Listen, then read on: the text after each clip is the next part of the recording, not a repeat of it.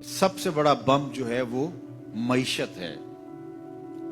کسی قوم کی اگر معیشت کمزور ہو گئی، اقتصادی حالت پتلی ہو گئی، آج کے گلوبل ورلڈ میں اس کی کوئی عزت اور کوئی توقیر نہیں رہتی۔ میں کہتا ہوں یہ ضابطہ آج سے نہیں ہے، یہ جاہلی نظم جو موجودہ مہذب دنیا کے اندر یہ جو جاہلی قانون اور ضابطہ ہے، یہ جاہلیت کے زمانے سے لے کے آج تک ہمیشہ کار فرما رہا ہے کہ جس کے پاس چار ٹگے ہوتے ہیں اس کی بات بھی غور سے سنی جاتی ہے، اور جس کے پاس دولت نہیں ہوتی اس کی سمجھداری پر مشتمل باتوں کو بھی حفوات کہہ کے رد کر دیا جاتا ہے۔ اور اگر آپ کے گھر میں دانے ہیں تو آپ کے کملے بھی سیانے ہیں، اور اگر آپ کے پاس کچھ نہیں ہے اور آپ فصاحت و بلاغت کے امام ہیں تو آپ کی بات کی کوئی اہمیت نہیں ہے۔ عربی کا ایک شعر ہے کہ فصاحت و صحبان و خط و ابن مکلا و حکمت و لقمان و زہد و ابن ادہمی اذا اجتمعت فی المرء والمرء مفلس فلیس لہ قدر بمقدار درہمی۔ صحبان جیسی فصاحت ہو، ابن مکلا جیسا خط ہو،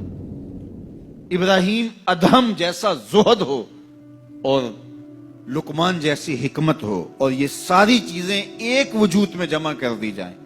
یہ ساری خوبیاں ایک شخص میں جمع ہوں، والمرء مفلس، لیکن وہ شخص ہو غریب،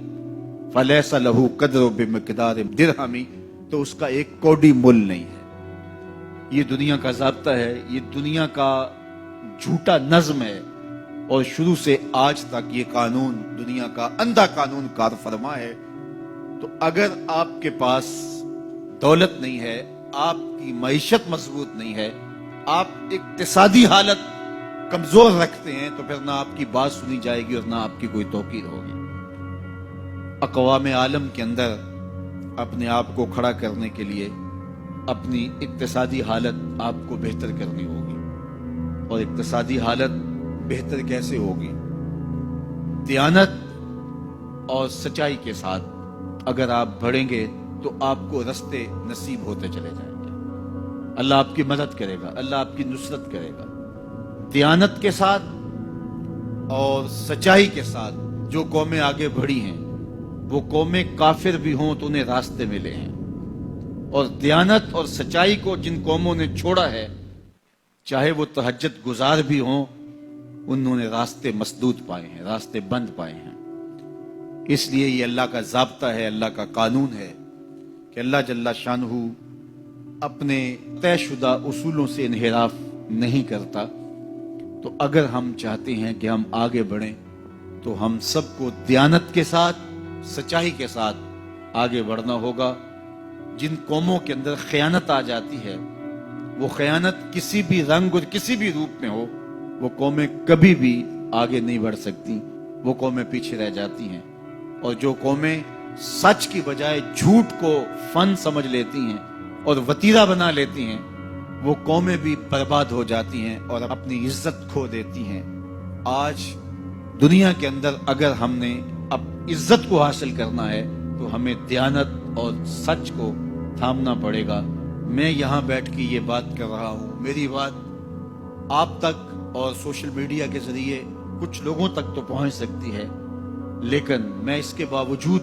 یہ بات اس لیے کر رہا ہوں، کم از کم جو میرے حصے کا کام ہے اس سے تو میں عہدہ برا ہو سکوں، اور آپ بھی اپنے حصے کے کام سے کبھی بھی غافل نہ ہوں۔ آج ایک مزدور جو 8 گھنٹے کام کرتا ہے، اس کے سر پہ مالک کھڑا نہ ہو تو وہ خیانت کرے تو اسے سوچنا چاہیے کہ اس نے اللہ کو جواب دینا ہے، اور اس کی کمائی میں کبھی بھی برکت نہیں ہو سکتی۔ تو جو جہاں کھڑا ہے، چاہے وہ مزدور ہے،